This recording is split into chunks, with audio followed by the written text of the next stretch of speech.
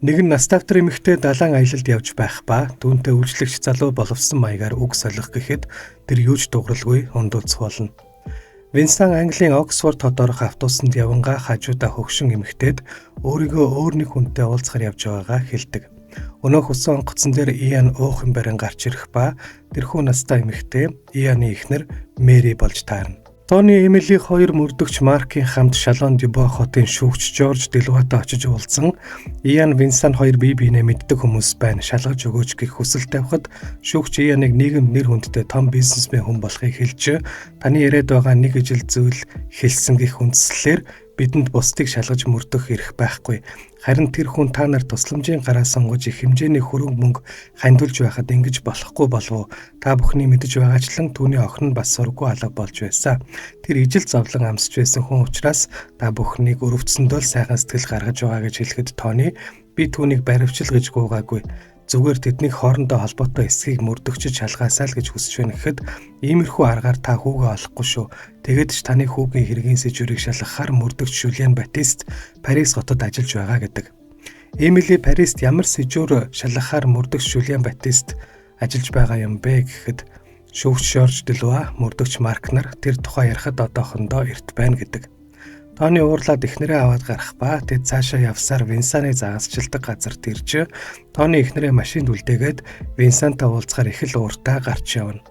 Тони Винсаныг олж очоод Иан Гарретийг таних уу гэж асуух бол Винсан би танд юу ч мэдэхгүй гэдгээ хэлсэн. Би цагдаа дуудлаа гэвэл Тони утсыг нь булааж аваад түүнийг цохиж унгаад утаснаас нь дуудлагуудыг нь шалгаж байгаад Иан Гарреттай ярьсан дуудлагыг нь олж харуулад Винсаныг юу мэддгээ хэлгээд навс зодхоолно. Жюлиан Батист эрүүл болсон Ринид болсон хэрэг явдлын талаар ярьж Антуаныг өгөхөөс өмнө надтай болон таны ахтай утсаар ярьсан гэж хэлнэ. Харин Рини ахыгаа алга болсон хүүгийн хэрэгтэй холбоотой гэдэгт нэг л итгэж өгөхгүй гайхах болно. Тийм биш юмаа гэхэд Каид бүлэглэл хүүг хулгайлсан гэж үзвэл ах чинь тэр талаар ямар нэг зүйл мэдчил байх ёстой. Тиймээс би чамайг ахтайгаа уулзаад тэр талаар ямар нэг зүйл мэдж байгаа эсхийг нь асуугаад өгөөч гэж л гуйж байгаа юм аа. Бид чамтай ойрхон байх болно. Харин түүнтэй ярилцсны дараа бид чамайг аюулгүй газар тавиачиж ахид чиний амьдрал цаад болж оролцохгүй хэмээн Жюлиан Риниг ятгадаг. Хэсэг хугацааны дараа Тони машиндаа орж ирэн эхнэртэй Винсан Иан Гарретийг таньдаг юм байна. Тэд хоорондоо ямар нэг материалууд солилцдог байсан байна гэж хэлнэ.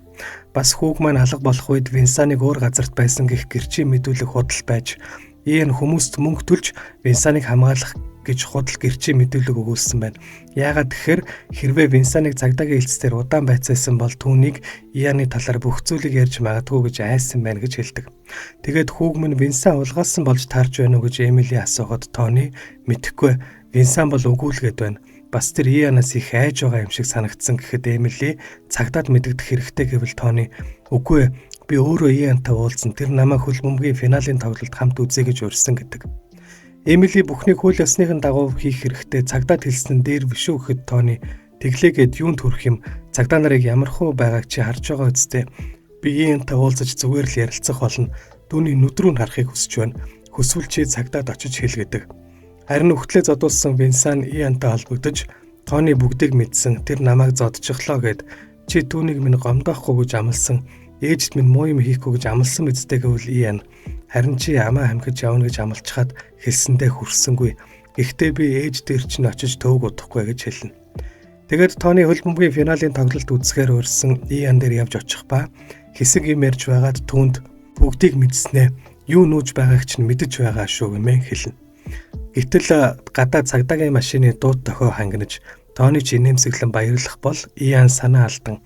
Чи Винсантай очиж уулзах хэрэггүй л байсан юм.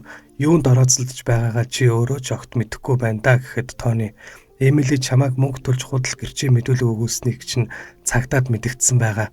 Өмгөөлөгчтэйгээ холбогдсон чинь дээр гэж зөвлөе гэвэл Иан түүнд үгүй Тони надад тэгэх шаардлага байхгүй гэдэг. Яг тэр үед Лоранс бусад цагдаа нарын хамт ирэн Тониг бусдын биед халтсан хэрэгээр баривчилж байгаагаа хэлж түүнийг гавлан авч явхад Тони та нар намайг биш түүнийг баривчлах ёстой. Тэр Винсаныг сайн таньдаг хүн. Тэр бол педофил гэж хорилдог. Парист Жюлиан Батист Ринид сонсох төхөөрөмж зүйлгэж ахтаа нь уулзуулахад бэлдэнэ. Жюлиан Парист Риниг ахтаа нь уулзуулахад бэлдэж дээр үед Антуаныг түүнд Карл Зиг гэх хүнийг Оливер Хьюс хүүгийн хэргийн талаар мэдэж байснаа хэлсэн.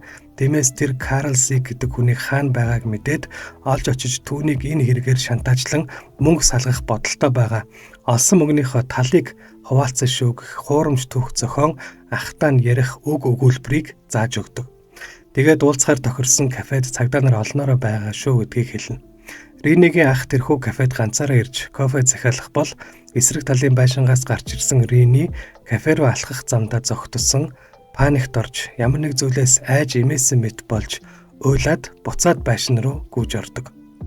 Лондонд Маркийн хүү эвгүй унаж шагаагаа гэмтэх бөгөөд эмнэлэгт Марк Эмили хоёр очиж Эмилиг хүү дээр ороход хүү ээж хаана вэ гэж өөрийнхөө жинхэнэ ээжийг асуудаг. Энэ үед Эмили өөр хүний хүүхдэд хизээж төрсэн ээж шиг нь байхгүй юм байна гэдгээ ойлгох болно. Жюлиан Тони хоёр хэрхэхээ ярилцсан суух ба Жюлиан Тонид Рини бол бидний цорын ганц найдвар гэдгийг ойлгуулна. Энэ бол маш аюултай даалгавар учраас Рини шахалт өгч болохгүй гэдэг. Жюлиан бас өөрийнхөө төрсэн охины талаар Тонид ярина. Охин нь хар тамхичин бөгөөд хар тамхиа авах мөнгөний хэрэг гарахаараа гэртээ ирж ээжигээ дарамталдаг. Мөнгө хулгайлдаг, мөнгө олж өг гэж шахаж шаардаж ээжигээ зовоодаг талаар нь хэлнэ. Тэр үед явах гэж байгаа нь тодорхой зөнхтэй юм барьчихсан Рини орж ирэх ба Тони түнд та ингээд зүйлээ авчаад зүгтэж болохгүй штэ. Энэ бидний эцсийн найдвар гэхэд Жюлиан бүгдээрээ хил амаар ярилцъя л та гэвэл Рини свитерийн цамцныхаа хоолойг доошлуулж хүзүүн дээрх урт сорвоо харуулan тэгвэл энэний талаар ч гэсэн ярилцах уу гэж ахсран өмнө нь бас л цагдаа нар хажууханд чинь байх болно гэж хэлж байсан ч би золтоол цус алдаж өгчгээгүй гэж хэлдэг. Тэгэд би явах хэрэгтэй намайг уучлаарай гэд явах гэхэд Тони та Жюлианы ачаар дахин шинээр сайхан амьдрах болсон. Харин би хүүгээ алдснаас хойш ямар ч амьдралгүй болж хувирсан. За яах вэ яв сайхан амьдраад жаргаараа гэж хэлчихэд гараа явна. Уурандаа Тони Парисын гудамжаар хаашаач хамаагүй харсан зүвтэй гэлдэрч яваад нэг вандан дээр суутал гудамжинд бусдын хөрөг зурдаг Франц зураач бүсгүй түүн дээр ирж тамхилангаа Тонитой яриа өдөж ярилцдаг. Тониг цагдаагийн хэлцээр баривчлагдан ирэхэд нүрээ тэгшлүүлсэн Винсан түүнтэй зөрж өнгөрдөг. Түр хорих камерт Тони Лоранст Винсаны гэрчилсэн хүмүүст Иан мөнгө төлсөн болохыг хэлэхэд Лоранс хоёрын хоёр гэрчийн мэдүүлгийн эсрэг ганцхан таны үг юу ч болохгүй гэвэл Тони би та нараас зүгээр л үүнийг ядаж шалгаад өгөөчтэй гэж л хүсэж байна гэхэд Лоранс мөрдөгч Жюлиан Парисаас эргэж ирээд бүх талаас нь шалгах болно гэдэг. Харин цагдаа нарыг хараад бүтэхгүй гэдгээ ойлгосон Тони түүнээс их нэртэйгээ уцаар ярихыг хүснэ. Тэрээр Эмилитэй уцаар ярьж Лондон орох галтргийн додоо амжиж суугаад нэг хүнтэй очиж уулзахыг хүсдэг. Энэ үед Жюлианы хүсэлтээр ахтайгаа уулзахаар болсон Рини нэгэн кафед суух бол ах нь өөр нэг залуутай хамт тэнд ирж Жюлиан Парисын цагдаа болон Марктай хамт тэдний яриаг чихвчээр сонсон суудаг. Ринийг ахаасаа хамгийн сүүлд Антуантай юуны талаар ярилцсан Оливер Хьюз хүүгийн хэрэгтэй холбоотой юу гэж асуухад нөгөө өөр залуу босч ирэн Ринийг сэжгэлж чамд тэр ямар хамаатай юм гэж асууснаа халааснасаа хутга гаргаж ирэн хоолоог нь зүсчгээд гаднаас ирж байгаа цагдаа нарыг хараад арын хаалгаар гарч зүгтах бол цус алдан унсан дүүгээ харсан ах нь шоконд орж Жюлиан Ринигийн хоолойг даран төргөн тусамж эртэл цус алдалтыг нь зогсоохыг оролддог. Тонигийн байгаа камерт Иан Гарет орж ирэх ба шүүгч Жорж бол миний сайн найз учраас намайг чамтай ирж уулзахыг зөвшөөрсөн гэд Тони иймэрхүү маягаар бусдын биед халдаад бусдын хэрэгт хошуу дүрээд яваад байвал чамд л муу шүү гэдгийг ойлгуулж сүрдүүлэх бол Тони түүнээс хүүг нь алга болдог шөнө хаана байсныг нь асуухад ажил дээрээ байсан шүнжин ажилласан энэ бол үнэн шүү би чамд туслахыг л хүсэж байгаа гэвэл Тони чиний охин чинь тэр шөнө гэрээсээ зүхтаагүй тийм биз гэхэд Иан охины минь талаар эвтэйхэн л яриараа да гэдэг. Харин Тони түүнийг охиноо өөрөө хулгайлсан гаж донтоо новш гэхэд Иан маш их бие барьж бүх зүйл ийм болсонд харамсалтай байна гэд гарах гэтэл Тони чам шиг аюултай хүмүүсийг алах хэрэгтэй гэвэл Иан тийм байж болох ч яг одоо бол би биш чийл торны цаан сууж байна. Тийм бистэй нархан минь гэж хэлчихэд гарч явдаг. Жюлиан Ринигийн ахыг байцаах үед тэрээр Антуаныг цагдаа эсхийг матаач мөн үү биш үү гэдгийг шалгахын тулд тухайн үед шуугаад байсан Оливер Хьюз хүүг Лил хотын ойролцоох тэрхүү эзэнгүй агуулгад аваачид солилцсон гэж худал хэлээд тэнд камер суулгаж хэн орж ирэхийг нь харахыг хүссэн талаараа хэлдэг. Антуаныг цагдаа гэдгийг олж мэдэхийн тулд Каид бүлэглэлийнхэн өөрсдөө ямар ч хамаагүй алга болсон Оливер хүүгийн талаар Антуанд ярьсан буюу Жюлиан Парист хүүгийн хэрэгтэй ямар ч хамаагүй хүмүүсийн араас хөөцөлдөж ирснээ буруу мөр мушгиж байгаагаа ойлгодог. Антуан Рини хоёрын хоолоо гэрчсэн залуугийн талаар асуухад тэр нэг ч үг хэлдэггүй. Харин энэ үед Эмили нөхрийнхөө хүсснээр Английн хаан нэгтэй орших нэгэн байшинд очиж тэр байшинд амьдардаг Иан Гарретийн эхнэртэй уулздаг. Эмили Францад хүүн алга болсныг хэлж "Та ч гэсэн охиноо алдаж байсан биз дээ" гэхэд "Тийм ээ, Моли охин минь алга болоод олон жил өнгөрч байна. Гэхдээ танаа хүү алга болсон нь надтай ямар холбоотой билээ" гэхэд Эмили "Таны охин алга болоход цагдаа нар Ианыг байцааж байсан уу гэж асуудаг. Яг тэр үед Ианы эхнэр манай гэрээс яг одоо гар зайл. Адагта Хьюз та манай гэрээс гарна уу гэдэг. Харин Эмили тэднийхээс гарах гээд босохдоо өөрийнхөө нэрийг л хэлснээс "Овго Хьюз гэж хэлээгүй юмсан. Та намайг мэддэг л юм байна тийм үү? Тэгээ яагаад надад худлаа яриад байгаа юм" гэснээ тэднийхээс гараад явна. Түр сатуулагдсан Тониг цагдаа нар суллах бөгөөд тэрээр эхнэртэй суллагдснаа залгаж хэлтэл Эмили түнд Ианы эхнэрийг олж уулзснаа хэлж Ианы эхнэрийг нэг л биш байна. Иан тэр хоёр ер нь хамт байдаггүй. Уулзааг удаж байгаа юм шиг санагдсан. Харин охин нь алга болоход нөхрийг нь байцаасан уу гэж асуухад тэр шууд намайг гэрээсээ хөөсөн. Эхнэр нь ямар нэг зүйл нуугаад байх шиг байна гэж хэлдэг. Тооны эхнэрээ 6 цагт буцаж ирэхийг нь асууж мэдээд вокзалд түүнийг тосч авна гэж хэлнэ. Усан онгоцон дээр яваа Иан түүний эхнэр Мэри хоёр ярилцах үед эхнэр нь уурлаж "Чи ганцхан Молид биш, өөр бусдад ч гэсэн тийм зүйл хийсэн биз дээ" гэж уурлахад Иан "Миний нууцыг чам шиг ингэж удаан хадгалж чадах эмэгтэй эхнэр хүн байхгүй шүү. Гэхдээ хоёулаа энд бүх зүйлийг ардаа орхиж, бүхнийг мартаж алга болох гэж л энд байгаа шүү дээ" гэж хэлэхэд Мэри "Үхлэл биднийг салгах хүртэл хамтдаа байх болно" гэд нөхрөө өнсөж бас ойлгох болно. Парисын гудамжны зураач бүсгүйн гэрт хонсон Тони унтаж байгаа тэрхүү бүсгүйг орхиод гэрээс нь гарч зочид буудалтай буцаж иртэл Рини эргэж ирсэн байхыг хараад түүнд баярлалаа гэж хэлдэг. Тэгээд Рини биедээ ахин сонсох төхөөрөмж зүгээд энэ удаад уулзахаар тохирсон Парис дахь ахыхаа гэрлөө явж орно. Ямар гоё гэрвэ гэдэл ах トゥ хоёрыг ярилцахыг манайхан утсаар сонсон сууж байтал гинэтхэн бөөн дуу чимээ болоод явах бөгөөд цагдаа нарыг яваад ортол Рини ахыхаа хоолой дутагдуулах ч гэсэн Карлсигийг хаана байгааг асуугаад байж байдаг ба өгтлээ хайсан ах нь түүний хүссэн мэдээллийг хэлж өгсөний дараа Рини ахаасаа уучлалтгүйж хоёулаа үнийг мартах өгөхөд ах нь ч зөвшөөрч тэд эвлэрэх болно. Тони эхнэрийгээ тосхоос өмнө нэг зүйл амжуулахаар шийдэж Иан Гарретийн ярьж байсан өнөөх Францад худалдаж авсан 300 жилийн түүхтэй зас жанзалж байгаа байшинд нь хурж ирдэг. Тэгээд хоосон байшинд орж шалгаад юу ч олдоггүй тул байшингаас гарч тойрч яваад арын голын усан зогсож байгаа жижиг завийг олж харан тийшээ явдаг. Энэ үед Иан машинтайгаа гэртээ хурж ирэх ба гэрийнх нь үүдэн тавьсан Тонигийн машиныг харж хаад гэрийнхээ зүг явна. Харин Тони завны модон хаалгыг цөм өшөглөн дотогшорж завны нүхсү бүрийг шалгаж үзсэн ч сэжигтэй зүйл олдоггүй. Тэгээд найдлага тасрах гэж байгаад эмийн савны дээд хэсгийг аваад хартал доороос нь жижиг камер олж тэнд байгаа бичлэгийг үзэх болно. Нийлээд сандарсан Иан завирууга түргэн алхасаар хурцрэн дотогш орж ирнэ. Иан Тонид "Чи буруу ойлгож байна. Чиний бодсон шиг биш" гэхэд Тони "Тэр хаан байна.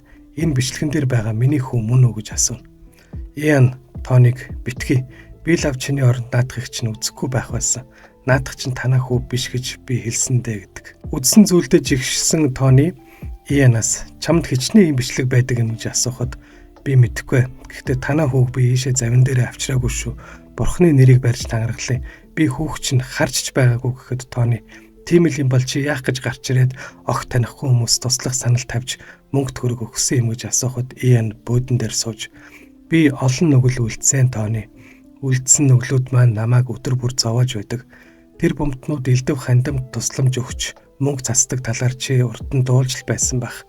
Тэднийг буянтай хүмүүс гэж бодож байна уу? Тэд өөрсдөө хийсэн ямар нэг буруу зүйлдээ гэмшиж гимээ цайруулах гэж л тэгдэг юм" гэхэд Тони "Чи мөн хүчндэгч, алуурчин, педофил. Өөрийнхөө ч охиныг хайрлаагүй чиний хүүд минь гар хүрээгүй гэж хэлж байгаад би яасан гэж итгэх юм" гэдэг. Иан охины минь хувьд ёстой гинтийн санаандгүй зүйлэл болчихсон. Би юу ч бодоогүй, эрүүл ухаангүй байсан. Гэхдээ би тэхийг хүсээгүй. Гэхдээ л тийм зүйл болчихсон гэх бол Тони. Би цагдаа дуудлаа. Чи хийсэн бүх хэрэгээ хүлээ. Бас миний хүүтэй холбоотой бүхнээ цагдаа хэлээрэй гэхэд Ианы нүд гүйлдэж ямар нэг зүйл дотроо бодож байснаа. 53. Чи түрүү надаас хичнээн ийм бичлэг байгаа юм гэж асуусан. 53 ширхэг бичлэг байгаа гэж хэлдэг. Тооны тэр бичлэгүүд чи хаана байгаа юм гэж асуухад Иан нүдэрээ Тоныгийн хөл рүү заах ба Тоны зогсож байсан шалан дээрх тагийг нийтэл гэлгэр утанд хийсэн дүүрэн касет байдаг. Иан энэ миний буруу биш. Өвөө маань шүн бүр бидний унтлахын өрөөнд орж ирж дүү бид хоёрыг гэхэд Тоны түүн рүү очин багал зурдаж амаа хамих тэр хаан байна. Миний хүү хаан байна гэж асуухад Иан хэрвээ чи өшөө амаар байвал хамаагүй аав. Гэхдээ би чиний хүүг яагаад ч шүү Тоны тангаргалъя. Гэхдээ хүү чи их хөөрхөн царайлаг хүү байлаа шүү гэд зэвэн муухай инэх үед Тоны ууранда Ианы толгойг барьж аван бүүдингийн модонд хэдэн удаа хүчтэй зогсноор түүнийг хороодог. Өнөөх усан онгоцон дээр Иан Мэри хоёрыг байж байтал үйлчлэгч залуу Мэрид хандан тантай уулзахаар хүн ирлээ гэхэд цаанаас нь Винсан гарч ирнэ.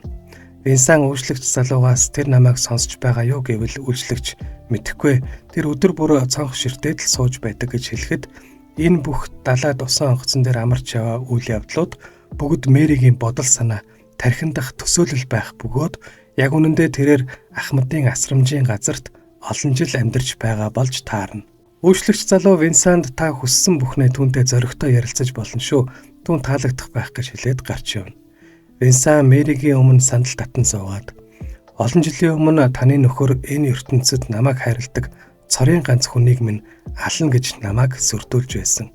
Түүний талаар ганц л үг хэлэх юм бол тэр ээжийг минь ална гэж сөрдүүлсэн. Харин би нэг л өдөр түүнээс өшөөгөө аавна гэж түүнийг таньж мэддэг хүн бүрт түүнийг ямар муухай бузар нүгэлтэд новш байсан талаар хэлнэ гэж өөртөө амласан юм аа. Гэхдээ би оройтсан бололтой.